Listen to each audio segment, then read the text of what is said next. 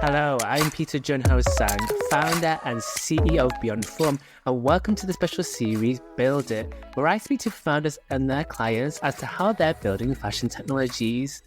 This series gives you a glimpse into topics such as personal struggles, technical challenges, working in fashion, and more. On this episode, I speak to Brian Yurachek, CEO of New York Culture Club. Now, this is an interesting one because Brian was your typical finance guy on Wall Street, but decided to give all of that up to start his own fashion tech company. NYCC is working at the cross-section of IoT, blockchain, and wearables, which makes an interesting mix for potentially wiring how fashion experiences are delivered. However, that hasn't been plain sailing for him. You spend a lot of time doing busy work, and it's not money-making activity. I call it money-making activity, right? So it's more of what you're doing just to avoid all of those other things. And if you're really honest with yourself, right, you have to stop doing that stuff and you have to call yourself. And even on a daily basis, I do that. Still, I'll get doing something and I say, that's not what you should be doing right now. Stop doing that. Go do something that you're supposed to be doing. Let's get this conversation going with Brian on this episode of Venturing into Fashion Tech. How are you today, Brian? Hi, Peter. How you doing? I'm good, thank you. Looking forward to today's conversation all about fashion IoT, Internet of Things, in other words. But before we get stuck into the conversation, I just want to give some context to our listeners to open up the episode. So the Internet of Things, other words, IoT for sure, in retail and apparel, the market size was valued at $35.2 billion in 2023. It's a huge market, but for some reason it is still overlooked with the industry a little bit. It has a compound annual growth rate of 14% between 2022 and 2027, according to the platform Global Data. The application of IoT in fashion is varied, and it can mean anything from wearables within garments to retail experiences that use connected devices. In the value chain itself, it can unlock authentication, identification, and supply chain efficiencies. And over the years, we've seen brands like Burberry do retail experiences. We've seen Tommy Hilfiger creating proof of access protocols for their fashion shows. Recently, we've seen brands like Chloe, for example, authenticating their luxury handbags. We're going to dive right into all of those topics with yourself, Brian. But before we get into that, I'd want to know a bit about your journey. You come from the corporate finance world in New York City, where you're based. You left that security blanket, which of course is very, very difficult, especially for somebody who is such a security blanket in finance, to build your own startup. Take us on your journey, how you made that decision to risk it all. Yeah, well, it's a great question, and it's been a fun ride, but a challenging. The most difficult thing I've ever done for sure. But I think starting kind of way back when I was younger, I've always been a very creative person. So I started playing the drums when I was 7 years old, and I started playing music more professionally when I was around the age of 12, went to a military academy when I was 14 and had a music scholarship, kind of traveling the world playing music. But like most parents, my mom didn't want me to pack up and become a rock star. So I ended up going to business school. I was very interested in patterns. Music is obviously a lot of mathematics and patterns. So that was not too much of a shocker, but I ended up focusing a lot on capital markets and finance. So my master's degree in finance really shaped my goals to come to New York City in private wealth management. So I moved to New York and for the better half of a decade worked on Wall Street and managing personal, assets for ultra high net worth folks. Now in the middle of the pandemic, I had kind of an awakening where I wanted to go back to more of that creative tone and start to kind of reshape people's understanding of what was going on with a lot of different technologies at the time. So we had cryptocurrency, which led to understanding around blockchain, and then metaverse and immersive technologies. And I saw a very, very exciting time and a moment time. And I wanted to really take that whole creative field and mash it with that euphoria that was going on in technology right now, and what I kind of deem as more of a spatial transformation. So we went through digital transformation, and now I feel like we're going through more of a spatial transformation. So that creative tone that I always had in me gave me the ability and the confidence to match my understanding of digital rights management and some of these technologies, which I also did an enormous amount of research on. I spent a lot of time researching technology and really sharpening my pencil there to kind of marry that with my creative side. So that gave me a lot more confidence. But I also did, I saved up money and I did create a financial security blanket to kind of sustain. And that's something that founders should definitely think about. The jump lively could be a painful horse. And what did that risk element look like for you? Because yes, you talked about the security blanket there, but it's still a risky business. You could lose all your money that you have saved up. What was your thought process going through all of that? I think in some ways you kind of have to be a little delusional. And part of what has worked for me is that I don't always watch what everyone has done in the past, right? So I think in a lot of ways, it's very hard for industry professionals to get out of that kind of alligator death roll of what they always know. Same thing in economics and finance. We can get very caught in what we call pattern recognition, right? And you can make a lot of decisions and lose money in markets as well by repeating mistakes. And so, the fashion industry and textile industries as a whole are very wasteful, right? And they're very polluting towards water. That's one of the primary polluters. So I wanted to find ways also to alleviate us of those problems and use technology creatively. But I would say that there's something to be said for thinking more elastically and trying to approach problems with creative problem solving. And that's what I love about technology, is that you can have a lot of latitude to piece technology together in a very creative way to solve some of the challenges that we've been facing in the fashion industry and beyond. And obviously, when you say delusional, you mean delusion in a good way. the you mean entrepreneurial spirit. Are you still a rock star though at the weekends? I still play music, but no, I mean, certainly did have to let, the 3-band kind of thing go. But I still play music. I definitely enjoy it. I have my drum over here and definitely do my rudiments, and I maintain a practice space. Yeah. I was speaking to another entrepreneur yesterday, and we were talking about, okay, aside from business, aside from the startup, you do have to create that inner world for yourself just to keep yourself sane. And I guess that is your inner world, that whole music element. You mentioned there as well, obviously, you had to find your own path within fashion and textiles. It's not easy being an outsider trying to come into this industry. And I've been working with you now for a few months, and you are by far the definition of a New York hustler. You try so hard to get into this industry, get the network, get the right foot in the door. How did you learn so quickly to work in such an industry that is not very welcoming to outsiders? Well, again, I think from coming from the arts in my past and having worked professionally with artists, there's definitely that similar kind of tone to it, right? So a lot of people who work in the fashion industry, artistic tone. So I think some of that made it an easier transition. But I'm just myself. I'm amazingly passionate about these things. It's very authentically me, and I don't hide that. So when I come into a room, I like to empower others. I like to talk about technology and what we can do with it. I as you know, I have microchips on my fingernails. So I like to start conversations, with people on this. I found that by doing things like the microchip on the fingernail or having physical demonstrations of this on me, just like a good salesman, it spurs good conversation. And, I just authentically express myself with others. And I think that connects people. And how did you learn so quickly, though, the tricks of the trade?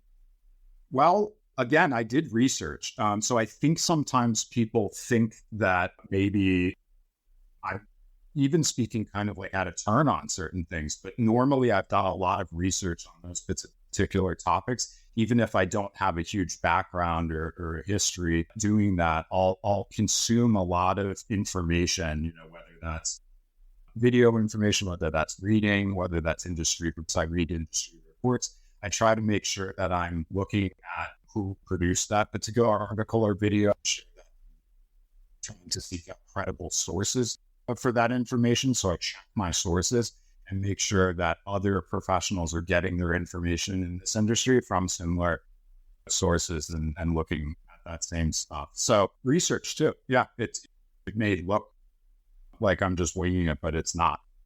So then for our listeners that don't know what New York Culture Club is, what is it and how did you come up with the idea? Yeah, so New York Culture Club is a creative technology company specializing in IoT. Like we said, Internet of Things, or in other words, putting hardware and sensors in physical fashion, merchandise, and accessories to help brands maintain a stronger data-rich connection with not only that physical product from a lot of different functional perspectives, but with the customer, maintaining a connection with the customer throughout the entire product life cycle. I started New York Culture Club off of kind of seeing what was going on in blockchain and digital rights management. So we're starting to better categorize, sort, track, and recall digital information, and we can link that to blockchains and do that in a better process. I thought, well, if we put a microchip in a physical object and then we linked it back to a decentralized blockchain, we could use that as kind of a digital certificate of authenticity, authority, right? And that can help us do some of those things like you mentioned earlier, better authenticate, right, items and know this is the Louis Vuitton handbag that I'm looking at, or quite simply with the sensors or the hardware, be able to tie my phone to that handbag and see the storied history of the creation of that handbag, and maybe even who made it and where it came from and what materials were used. It depends on what the brand is really trying to put out to the customer. If it's all about sustainability, that might be a presentation of sustainability. So there's a lot of different ways we could create these. So essentially, in a nutshell, it's about connecting devices or physical goods that have a microchip in it and then using software of some kind. So in your case, that might be an application, for example, to create an ecosystem. So it's essentially connecting products or physical things to the internet, which can then enhance the customer experience in some way. Culture is Code is NYCC strapline. Now, you and I have had so many conversations about your strapline previously. What does it mean and how did you come up with it? Yeah, Culture is Code.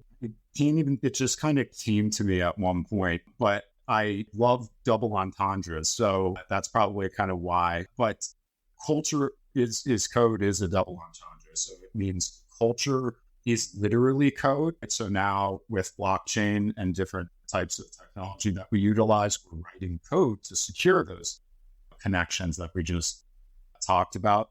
Culture is also the code that we live by, right? So it's the value and belief systems, right, of empowering people and creating better transparency and better information and data, right, to waste less and solve some of those other problems that we talked about, and creatively connecting that with people so that they can easily do that, right? So it's utilizing the code and the technology to make it easy for others to express themselves like that. So we want to create better models of consumption, essentially, right? Because if we just continue to mass produce, that's met with a lot of mass consumption, especially when we tailor the algorithm and just keep selling all that stuff off.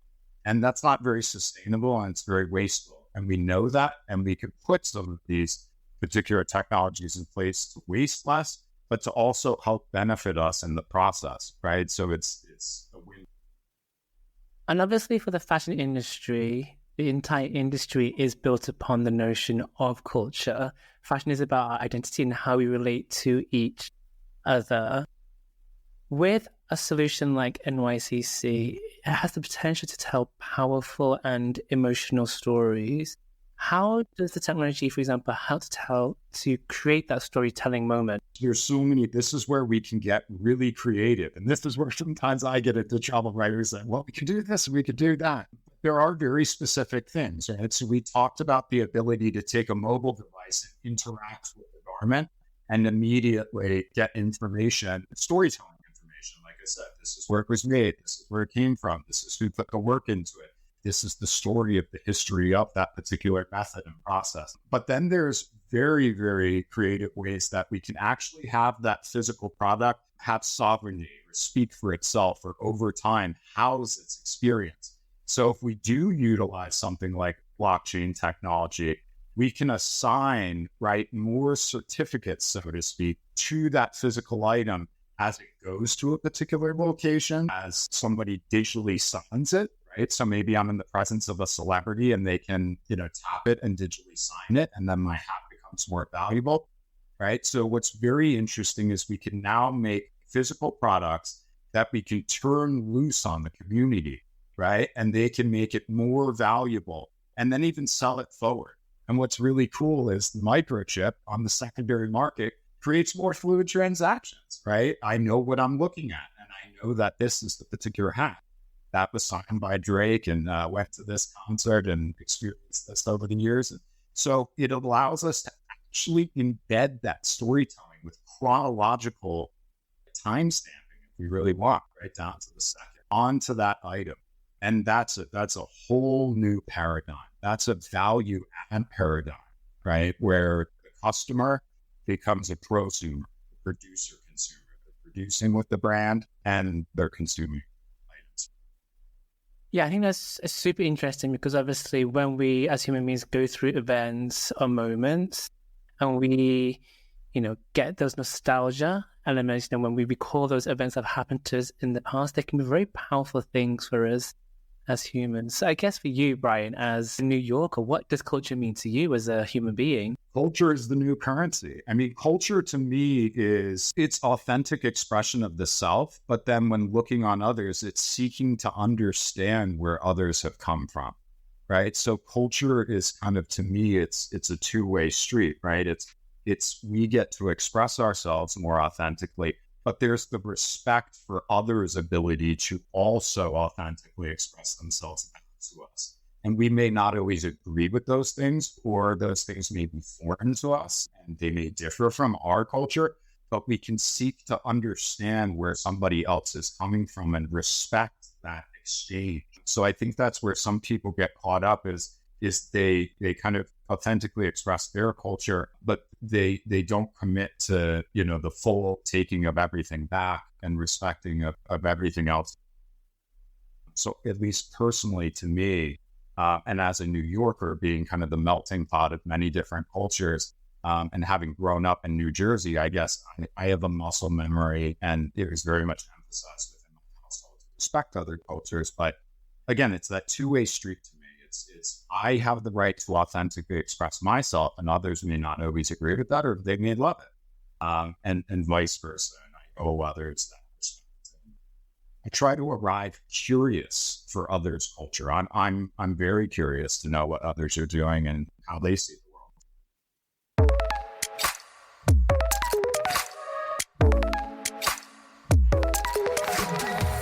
But I think I'm getting the authentic you in our conversation so far. In terms of, just as a teaser for our listeners in this Build It series, we are going to be talking about other cultural elements as well. We're going to be talking about fashion and how IoT can intertwine all of these things. So do come back and listen to those subsequent episodes and how Brian has been working with some amazing projects. But as we all know, projects don't necessarily come easily. If you are a new startup, you can have the greatest idea, but if executed poorly, it's not going to work fundamentally. So, Brian, what have been your personal challenges in building the foundations of the business? And what are those foundations that founders should be thinking about? Yeah, well, there's a lot of moving parts. I try to stay very organized. I time block, right? So down to kind of just my daily activities, I try to exercise every day and I time block. And then I prioritize certain items in that time blocking that need to be done on any particular day. So for me personally, that's how I orient myself, is I make sure that I'm maintaining sound mind and sound exercising. Time blocking, again, is a big thing that I use, and then prioritizing those items in that time blocking. use others around you as well in a good way, right? Mobilize people around you, get people into your cause. Even if you don't have the financial resources to mobilize people right away, people want to help. They want to get involved. They want to learn. Barter.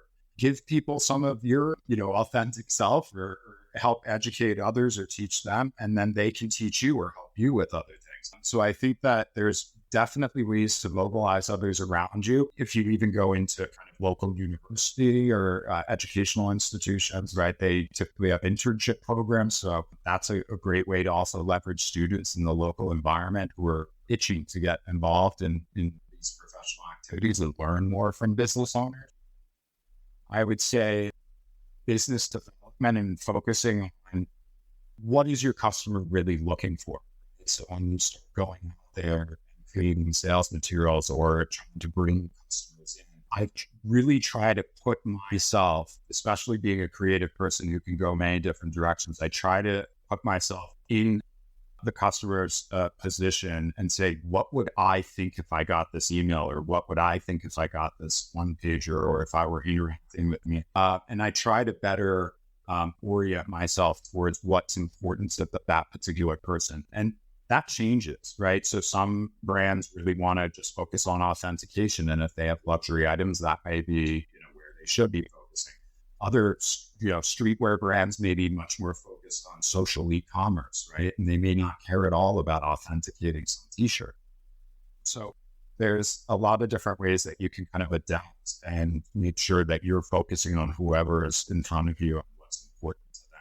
I think that's a really good point that you make, that I meet many new founders or, wannabe entrepreneurs, and you can essentially create a business without all the paraphernalia that goes around it. So quite often I see founders, they focus more on like the branding or having a website or the stationery or the logo, all of these things that doesn't necessarily add value or the value creation process of the business at the start anyway. I'm not saying it's not important, but at the start, you can literally have like a one-page website and still do business and still make money. And I think a lot of founders do forget that essentially at the start, your cash flow is your lifeline. You mentioned earlier that you had your security blanket and you had your savings to help you get off the ground.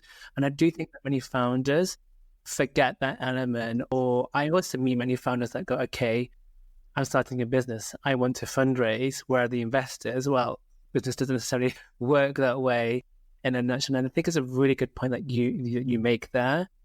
From what I know of you though, Brian, you can literally sell ice to an Eskimo, and for some reason you still get projects and clients, which is amazing to see. And I think to be done, you got to grit it out, and that's really where it comes down to. It is you have to be willing to do those short-term push-ups to get to the long-term weight loss. And what you were saying is, listen, I got into a little bit of cycle of that when I first started as well. It's the website's got to be this and the branding's got to be that. We think we did a good job with that, but you spend a lot of time doing busy work, and it's not money-making activity. I call it money-making activity, right? So it's more of what you're doing just to avoid all of those other things. And if you're really honest with yourself, right, you have to stop doing that stuff, and you have to call yourself out. And even on a daily basis, I do that still. I'll get doing something and I say, that's not what you should be doing right now. Stop doing that. Go do something that you're supposed to be doing. Right? So, yeah, I completely agree with that. I'm a visual person and I love doing more of those visual things, but it isn't necessarily going to make the money. So we talked about in the introduction some of the use cases that brands have applied over the years when it comes to IoT, blockchain, and so forth. In terms of fashion, what are some of the best use cases that you've seen so far that gets you excited? Yeah, authentication is a really big one, because holistically, as I discussed earlier, across the product lifecycle, authentication to the brand is anti-counterfeiting, right? To the customer, same thing. That's the flex. They know that they're paying for the Louis Vuitton bag, and that's what they got. In the secondary markets, we talked about this, but when someone else wants to buy that, if they can tap it and authenticate it instantly, you don't need the real.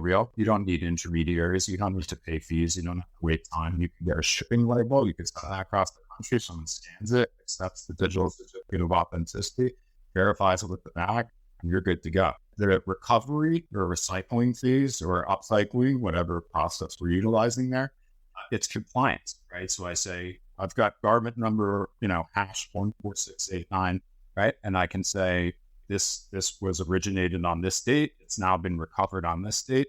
So for a lot of the laws and regulations that are taking hold in the EU, this type of focus is very important. So authentication would be a really important one. And then one that we love at New York Culture Club, the customer brand interaction and the social e-commerce, right? And this is where we can be really creative. We have our Where to Earn program. So back in 2020, I think it was around April of 2020, I thought to myself, everyone walks around all day and compliments people on their shirt, their shoes, their hat, their glasses, their dress, right? What if we could put a personal point of sale in every one of those physical items, and I could be the shop owner? I could ring the cash register and take a few bucks out for myself every time, right? So this is that concept I mentioned earlier of prosumerism. I'm producing for the brand and consuming.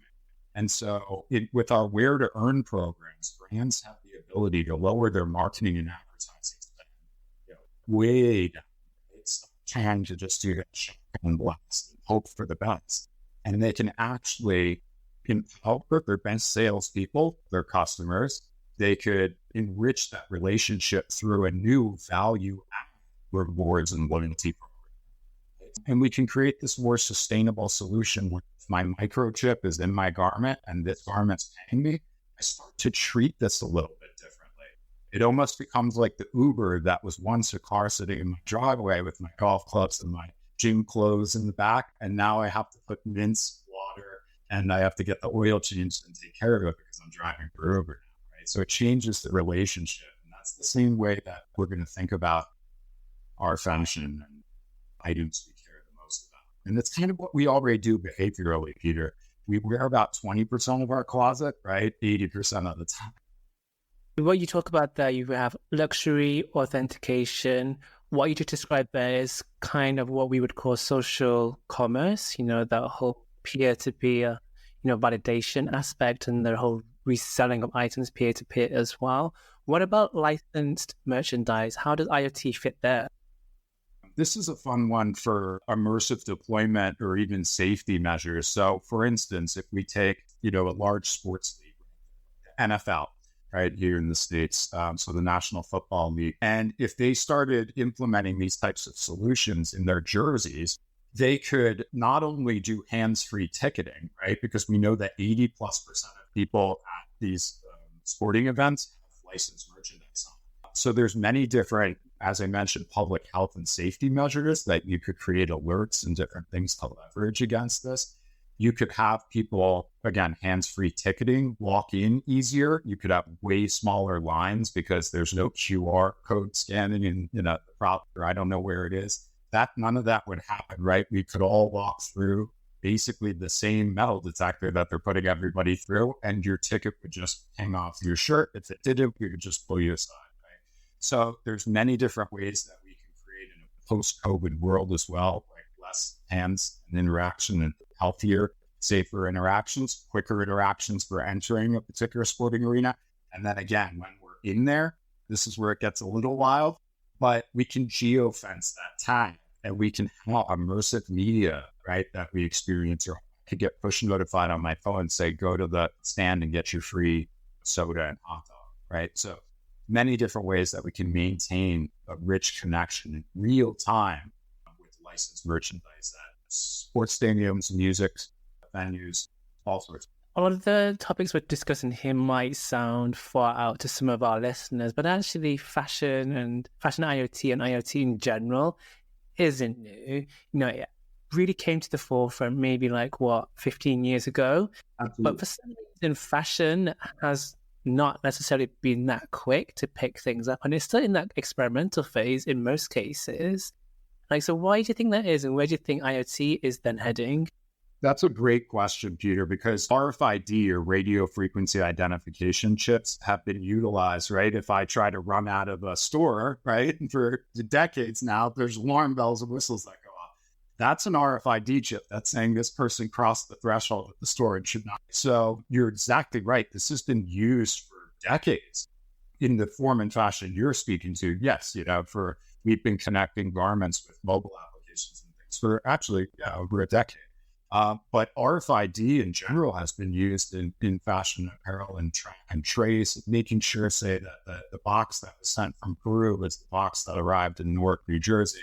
And then what happens is that gets sent to Bloomingdale's, and then they put their RFID tags on it. And so there's actually a lot of electronic waste. There's tons of RFID tagging that gets taken off throughout that life cycle, even up to the sale of the item. So we're also reducing an enormous amount of waste when it comes to microelectronics by just permanently putting it in. But I talk about all those things because it's kind of like what you said, Peter. This is not new in that way. It tends to sometimes cause barriers because people say, I've seen this before and I know what it does. And this is nothing new, Brian, and you're this new guy on the scene and you think you got things that we haven't seen yet. I do. And the food has changed at the buffet. And sometimes that's a moment, right? You have to tell people, hey, there's some new things here. I've got a microchip on my finger now. Just listen to me for a second, right? And in fact, these little things that buys me that moment, right? To tell somebody, hold on, listen to my story for a second, right? And so, but I understand that. And that's, I think, what gets us across that line is that I do understand the history behind this. And if people give me a second to talk through it with them, oftentimes they'll say, oh, wow, I didn't think of that. And you're right, this has changed. So it's just because it's so common or has been common in the past, we sometimes have those barriers or fear-based mechanisms that trigger when something. So on that note, I just want to finish off today's episode with a quick fire round of questions. So the first answer that comes to your head, are you ready, Brian? Okay. Favorite fashion IoT project today, not related to NYCC? Gosh. Favorite IoT? Well, Eighth Wall has been doing some really interesting things where they've been linking, I would say, physical spaces and times. So they've been using this link to like a skate park recently. They created a link physically to an augmented reality display of someone kind of skating. Culture or code? Which do you prefer? Culture. One thing you could do again on your entrepreneurial journey to date? God, I guess go back in time and tell myself that it's going to be very difficult and that's normal. I think every entrepreneur needs to tell themselves, you on it. I don't know. I would have made some different decisions. I guess this is the one. I would have made different decisions in the first couple of months with how I spent my time. Real life fashion or metaverse fashion? I like physical, but yeah, physical. Best tip for budding fashion entrepreneurs? Best tip? Don't look at what anybody else is doing. Just do your thing. Thank you so much for your time, Brian. Thanks for listening. Don't forget to click follow to keep up to date with the latest episodes. And if you like this episode, please give us a review. If you want us to feature a specific theme or guest, please give us a message at beyondform.io. I will see you very soon.